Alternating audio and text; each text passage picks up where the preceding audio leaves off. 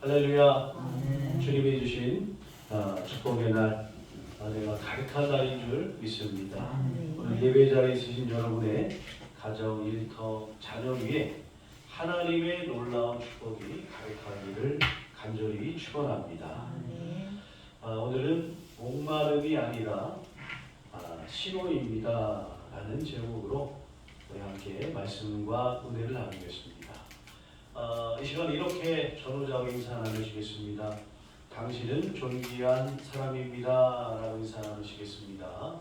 당신은 존귀한 사람입니다. 당신은 존귀한 사람입니다. 아멘.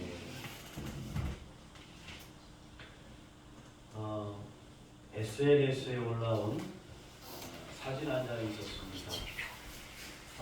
이 사진 때문에 많은 사람들이 공분을 샀다고 합니다. 한 여성이 미국 콜로라도 공항 바닥에 아이를 눕혀놓고 스마트폰을 보는 사진이었어요. 사람들이 이 여인을 욕하기 시작했어요. 아니, 아이를 바닥에 내려놓다니 엄마의 자격이 없어.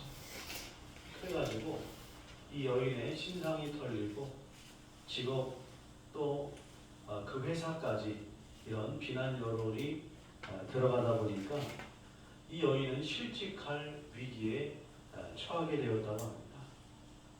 그런데 이 사진에는 뜻밖의 반전이 있었다고 해요. 당시 공항은 전산상의 문제로 인해서 20시간 정도 이제 대기가 걸리는 상황이었다고 해요.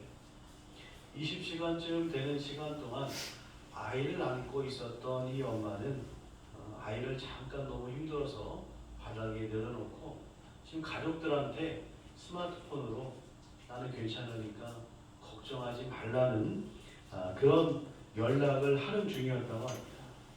그런데 어떤 사람이 이러한 상황도 모르고 그냥 그 장면을 사진 찍어가지고 자기 마음대로 SNS에 올려버린 것이죠. 여러분, 우리도 눈에 보이는 그 순간의 모습으로 상대를 판단할 때가 있어요. 내 눈에 보여지는 것으로 말미암아 지금 저 눈앞에 있는 사람을 판단해 버리는 겁니다. 여러분, 한나를 보십시오. 괴로워서 성전에서 기도하고 있었습니다. 소리도 내지 못하고 그냥 가슴을 쥐어짜며 그렇게 흐느끼며 기도하고 있는데 엘리 제사장이 한나에게 뭐라고 말합니까? 언제까지 술에 취해 있을 거냐?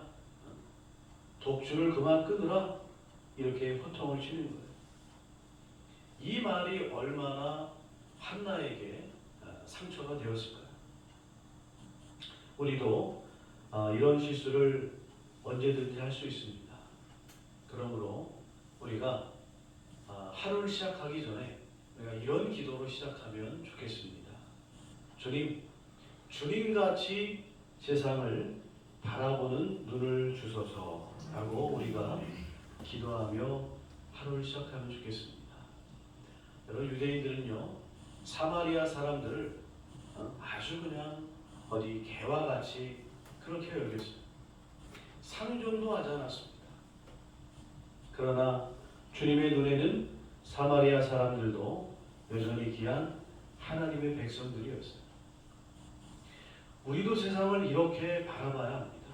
그러할 때 여러분, 그리스도인에 대한 인식이 변화가 이루어지게 되는 것이고 교회가 천국의 온상이 되는 것이고 우리 한국교회의 부흥의 역사가 다시 도래하게 될 줄로 믿습니다. 이 주님과 같이 여러분 세상을 바라보는 우리 모두가 되기를 예수님 이름으로 간절히 축원드립니다. 첫 번째는요, 우리는 모두 무언가에 목마르다는 거예요. 유대 예루살렘에서 예수님의 사역은 선풍적이었습니다. 한마디로 말하면 성공적이었다는 것이죠. 그런데 어느 날 이런 이야기를 듣게 되는 거예요. 요한복음 4장 1절 말씀을 보면 예수께서 제자를 삼고 세례 베푸시는 것이 세례 요한보다 많다 하는 이 소문이 이 바리새인들의 귀에까지 들어갔다는 거예요. 물론 밑에 나와 있습니다만 예수님께서 친히 세례를 베푸신 것이 아니라 제자들이 세례를 베푼 것이죠. 그런데 주님께서는 이 이야기를 들으시자마자 어떤 결단을 하시느냐? 유대 예루살렘을 떠나서 이제는 갈릴리로 가야 되겠다. 다시 말하면 사역지를 지금 변경하시겠다라고 하는 겁니다. 상식적으로 이해가 되지 않는 결정이죠. 지금 예수님의 사역이 엄청나게 부흥하고 있습니다. 예수님을 따르는 사람이 엄청나게 많이 있어요. 그런데 그 모든 것을 내려두시고 갈릴리로 떠나가시겠다라고 말씀하시는 거예요. 왜 예수님께서는 이렇게 유리한 상황임에도 불구하고 유대 예루살렘을 떠나시려고 하신 것일까요? 그것은 하나님의 일을 함에 있어서 불필요한 분쟁과 다툼을 피하시려고 하셨다는 겁니다. 이것 때문에 에너지 낭비하고 시간 낭비하지 않으시려는 우리 주님의 결단이셨다는 거예요. 여러분, 예수님이 바리새인이 무서워서 피하신 것이 아닙니다. 예수님은 바리새인이 무서워서 피하신 것이 아니에요. 하나님의 때를 중요하게 생각하셨기 때문인 줄로 믿습니다. 여러분, 우리 역시 그래야 됩니다. 하나님 나라와 그 의를 위해서 불필요한 분쟁과 다툼을 피해야 돼요. 엉뚱한 일에 자꾸 에너지를 쏟아붓지 말아야 되는 겁니다. 자, 이렇게 갈릴리로 향하신 예수님께서는 사마리아 길로 가시게 되죠. 당시 유대인들은 사마리아인들과 상종하지도 않았어요. 지금 지도를 보시면 이 예루살렘에서 저 위에 갈릴리까지 가는 길은 두 가지 길이 있었습니다. 보통 다른 길도 있었습니다만 A 길이 바로 사마리아를 통과해서 가는 길입니다. 근데 유대인들은요, 사마리아인들과 마주치지 않으려고 빙 돌아가는 B 코스를 선택했어요. 요단강을 건너서 베레아를 거쳐서 이제 이렇게 갈릴리로 가는 길을 선택했다는 겁니다. 이게 얼마나 에너지 낭비이고 이게 얼마나 비효율적입니까? 여러분, 유대인들이 사마리아인들을 그렇게 혐오한 이유는 아수르에 의해서 북이스라엘이 멸망했을 때 아수르인들은요, 북이스라엘 사람들을 곳곳으로 흩어버렸습니다. 그러다 보니까 흩어진 유대인들이 그곳에 정착해서 살고 있는 이방인들과 결혼함으로써 이제 피가 섞여지게 된 거죠. 자, 그리고 나서 135년쯤 되는 해에 남유다가 멸망하게 됩니다. 근데 바벨론은 이 이스라엘 백성들을 막 흩어버린 것이 아니라 데려와 가지고 어느 한 지역에 딱 몰아놓고 살게 했어요. 그러니까 유대인들과 유대인들끼리 결혼할 수가 있었던 거죠. 그래서 유대 혈통을 유지할 수 있었다고 합니다. 그래가지고 이 유대 혈통을 유지한 유대인들이 저 이방인들과 결혼해서 선민의 혈통을 유지하지 않은 이 사마리아 사람들을 아주 그냥 변절자처럼 여겼던 것이죠. 자, 이렇게 유대인이라면 당연히 사마리아 근처에도 가지 않는 것이 당연한데 예수님께서는 이 길을 지금 통해서 갈릴리로 올라가셨다는 것이에요. 여러분, 여기에는 이유가 있습니다. 왜냐하면 이 사마리아에 목마른 여인, 갈급한 심령을 가진 사마리아 여인이 있었기 때문이었어요. 여러분, 예수님께서는 이처럼 갈급한 심령을 찾아오시는 분이신 줄 믿습니다. 이 여인은 남편이 5이나 있었지만 지금 있는 남자도 남편이 아니에요. 아마도 이 여인은 자신의 영적인 갈급함을 어떤 남편의 사랑으로부터 얻으려고 했던 것이 아닌가 생각이 되어집니다. 그러나 여러분, 영적 갈급함은요, 사람을 통해서 채워지는 것이 아닙니다. 누구도 우리 영혼의 만족감을 줄 수가 없는 거예요. 사실 우리도 그렇지 않습니까? 마치 무지개를 쫓아다니는 것처럼 그냥 돈을 쫓아가고 명예를 쫓아가고 권세를 쫓아가면서 그것을 소유하면 그냥 내가 행복할 것 같은, 여러분, 그런 우리가 착각 속에 살아가고 있지 않습니까? 그러나 그 축복이 이루어지면 우리 안에 어떤 마음이 듭니까? 곧 허무한 마음이 또 드는 거예요. 솔로몬을 보십시오. 세상 사람들이 부러워하는 부귀영화를 누렸던 사람입니다. 최고의 지혜, 엄청난 금은보화, 수많은 아내들, 화려한 궁궐, 막강한 군대까지. 그러나 솔로몬은 이렇게 고백했습니다. 우리 전도서 2장 11절 말씀만 읽어보겠습니다. 그 후에 내가 생각해본즉 내 손으로 한 모든 일과 내가 수고한 모든 것이 다 헛되어 바람을 잡는 것이며 해 아래에서 무익한 것이로다. 아멘. 여러분, 이 세상을 통해서 우리가 만족감을 얻으려고 하는 것은요, 마치 소금물을 먹는 것과 같은 이치입니다. 먹으면 먹을수록 더욱더 갈증이 더해진다는 것이죠. 그렇기 때문에 우리의 영적인 갈증을 해결해 주시는 예수님께로 가야 될 줄로 믿습니다. 주님이 주시는 생수를 마셔야 되는 거예요. 그러할 때 우리 안에 갈증은 사라지고 구원의 기쁨과 축복의 은혜가 샘솟듯 솟아나게 될 줄로 믿습니다. 예수 그리스도 안에 거하는, 주님을 의지하고 따라가는 우리 모두가 되기를 예수님의 이름으로 간절히 축원드립니다. 두 번째는요, 목마름은 영원히 보내는 구조신호라는 거예요. 남편이 5이나 있었던 이 사마리아 여인은요, 사람들의 눈을 피해 가지고 가장 해가 뜨거운, 여기 말씀을 보면 6시쯤이라고 되어 있습니다만, 오늘날 시각으로 보면은 한낮 12시를 의미합니다. 그러니까 보통 이 팔레스타인에 사는 사람들은요, 한낮에는 너무 뜨거워서 잘 돌아다니지 않습니다. 그런데 그래서 저녁에 물을 길러 나오는데, 지금 이 여인은 가장 뜨거운 한낮에 물을 길러 나왔다는 거예요. 왜 그렇습니까? 남들에게 자신의 부끄러운 과거 때문에 남들과 마주하고 싶지 않은 그런 마음이 있었기 때문이었습니다.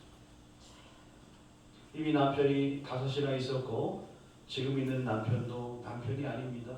우리 주님께서 말씀하셨죠, 이렇게. 당시의 여자는요, 이혼할 권한이 없었다는 거예요. 그러니까 이혼할 권한은 남자에게만 있었다는 겁니다. 그러니까 최악의 경우로 보자면 이 여인은 5번이나 남자에게 이혼당한, 버림받은 그런 여인이라는 것이죠. 또 남편이 병사했을 수도 있고 사고로 죽었을 수도 있고, 또 이 여인이 음란한 죄로 인해서 이런 일이 벌어졌을 수도 있습니다. 어쨌든 간에 여러분, 이 여인을 향해서 사람들이 뭐라고 했을까요? 좋은 말을 했을 리가 만무합니다. 그냥 침뱉고 욕하고 때리고 더럽다고 근처 오지 말라고 아마 사람들이 기피했겠죠. 그로 인해서 이 여인의 자존감은 낮아질 대로 낮아졌고 자신은 더러운 여자라고 자책하며 그렇게 살아가고 있었을 겁니다. 물론 이 여인이 다 잘했다라는 것은 아닙니다. 자, 그런데 말씀을 묵상하면서 받게 되는 은혜는 이 여인의 죄와 아픔이 우리 예수님께 보내는 구조 신호가 아닌가라는 은혜를 받게 되었습니다. 예수님께서는 지금 이 사마리아 여인의 갈급한 구조 신호를 들으시고 사마리아 길을 가시면서 그녀를 만나게 되셨다는 것입니다. 우물가에서. 여러분, 이렇게 우리 예수님은 우리의 모든 아픔과 고난을 알고 계시는 줄 믿습니다. 살다 보면요, 세상에 나홀로 떨어진 것 같은 그런 아픔에 처할 때가 있어요. 아무도 나를 알아주지 못하고 누구도 나를 위로하지 못하는 그런 좌절에 빠질 때가 있습니다. 여러분, 그러나 그때 우리 주님께서 나의 구조 신호를 받으시고 지금 나에게로 나를 향해 찾아오고 계시다는 사실을 믿으시기를 바라겠습니다. 이렇게 주님은 이 사마리아 여인의 영혼 구원을 위해서 찾아가셨어요. 그리고 생명의 생수에 대해서 말씀하십니다. 그 여인은 말하죠.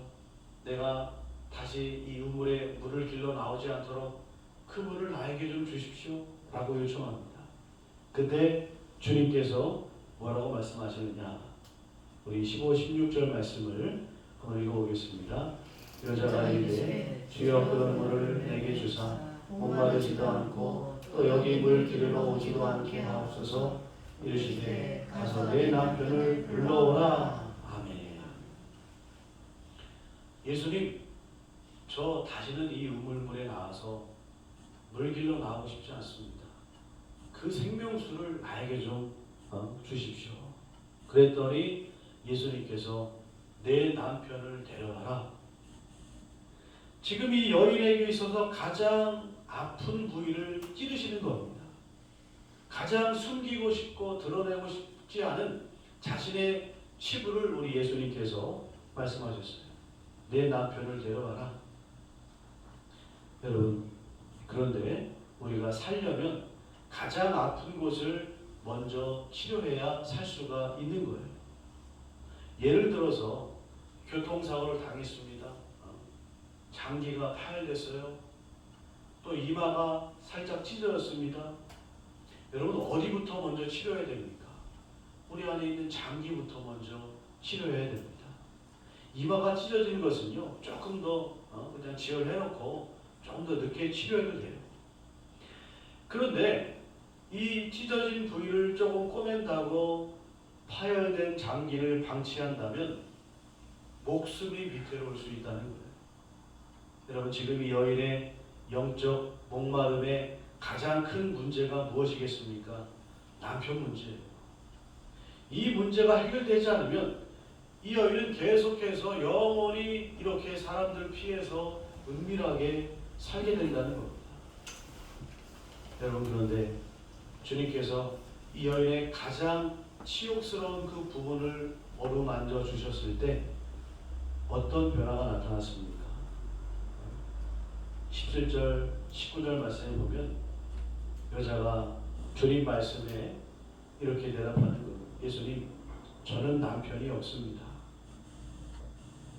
어떻게 보면 자신의 속마음을 지금 드러내고 있는 거예요. 자신의 아픈 과거를 찌는 예수님을 향해서 주님께서 하신 말씀이 맞습니다.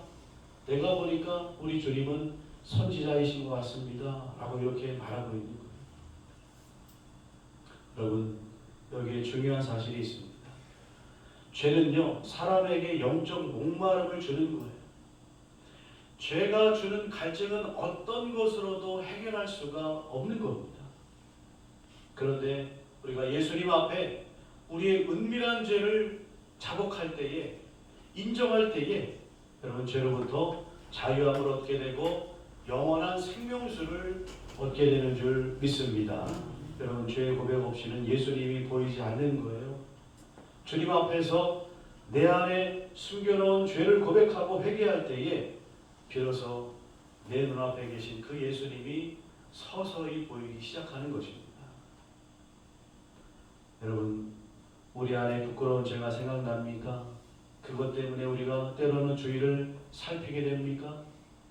오히려 그때 주님을 더욱더 부르짖으시기를 바라겠습니다. 그것이 구조신호예요. 주님, 도와주십시오. 주님, 내가 이 죄를 졌습니다. 주님, 이것 때문에 너무나 참 사람들 눈도 의식되고 너무나 힘들어요. 그러나 주님께 구조신호를 보낼 때 우리 주님이 찾아오셔서 우리를 이 죄로부터 자유케 하시는 놀라운 역사를 주시게 될 줄로 믿습니다. 이 은혜 안에 거하게 되는 우리 모두가 되기를 예수님의 이름으로 간절히 축원드립니다. 세 번째는요, 주님을 만나면 이 목마름이 사명이 된다는 거예요. 여러분, 사람은 아담과 하로부터 물려받은 DNA가 있습니다. 자신의 치부가 드러났을 때 그것을 숨기려고 하는 DNA가 있어요.